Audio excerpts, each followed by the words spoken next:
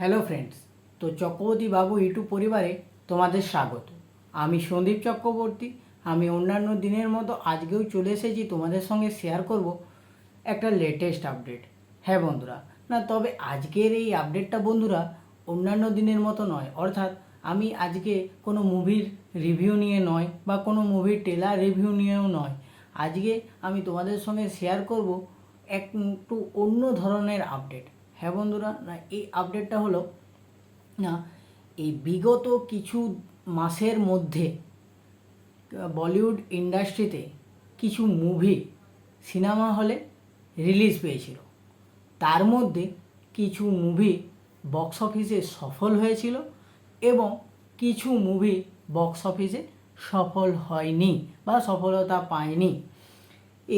তাদের এই সব মুভিগুলোই ওটিটিতে যখন নেটফ্লিক্সের ওটিটি প্ল্যাটফর্মে রিলিজ পেয়েছে বা স্ট্রিমিং হতে শুরু করেছে, তখন একটা হিউজ পরিমাণে ভিউজ জেনারেট করতে সক্ষম হয়েছে। সেই সব মুভিগুলোর মধ্যে আমি কয়েকটা মুভির নাম তোমাদের সঙ্গে শেয়ার করব।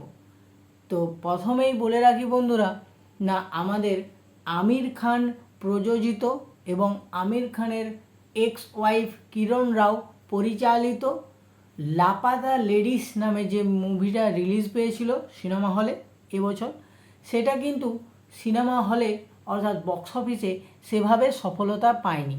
কিন্তু এই মুভিটাই যখন নেটফ্লিক্সে ওটিটি প্ল্যাটফর্মে রিলিজ পেল বা দেখানো স্টার্ট হলো, তখন একটা হিউজ পরিমাণে ভিউজ জেনারেট করতে সক্ষম হয়েছে এবং এখনও এই মুভিটা প্রচুর মানুষ দেখে চলেছে কন্টিনিউয়াসলি। তো এটা একটা দিক গেল। এর পরবর্তী মুভিটার নাম হলো না আমাদের বলিউডের সুপারস্টার ঋত্বিক রোশন। তার এবছরই একটা মুভি রিলিজ পেয়েছিল যার নাম হলো ফাইটার। এই মুভিটা কিন্তু ট্রেলার থেকে শুরু করে টিজার, গান সব কিছুই ভালো হয়েছিল এবং মানুষ কোথাও না কোথাও একটা আশা রেখেছিল এই মুভিটার প্রতি। কিন্তু বক্স অফিসে অর্থাৎ সিনেমা হলে রিলিজ পাওয়ার পর বক্স অফিসে কিন্তু সফলতা পায়নি। কিন্তু এই মুভিটাই যখন নেটফ্লিক্সে ওটিটি প্ল্যাটফর্মে রিলিজ পেল, তখন একটা হিউজ পরিমাণে ভিউজ জেনারেট করতে সক্ষম হয়েছে। এর পরবর্তী যে মুভিটা নিয়ে আলোচনা করব সেটা হলো না জিও স্টুডিও পরিচালিত আমাদের আর্টিকেল 370। এই যে মুভিটা কিন্তু বক্স অফিসে একটা ডিসেন্ট ব্যবসা করেছে। সিনেমা হলে রিলিজ পাওয়ার পর বক্স অফিসে একটা ডিসেন্ট ব্যবসা করেছে, বিরাট যে ব্যবসা করেছে সেটাও নয়, কিন্তু ফ্লপও বলা চলবে না, একটা ডিসেন্ট ব্যবসা করেছে। কিন্তু এই আর্টিকেল 370 মুভিটাই যখন নেটফ্লিক্সে স্ট্রিমিং হতে শুরু করলো, তখন কিন্তু একটা হিউজ পরিমাণে ভিউজ জেনারেট করতে সক্ষম হয়েছে। তো এর পরবর্তী আমি যে মুভিটার নাম নেব সেটা হলো না আমাদের বলিউডের আরেক সুপারস্টার অজয় দেবগান।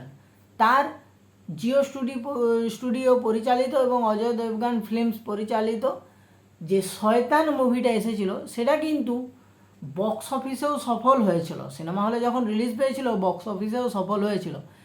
ঠিক সেমভাবে নেটফ্লিক্সে যখন এটা শয়তান মুভিটা স্ট্রিমিং হতে শুরু করলো, সেম একটা হিউজ পরিমাণে ভিউজ জেনারেট করতে কিন্তু সক্ষম হয়েছে। তো এটাই ছিল আমার আপডেট বা ইনফরমেশন।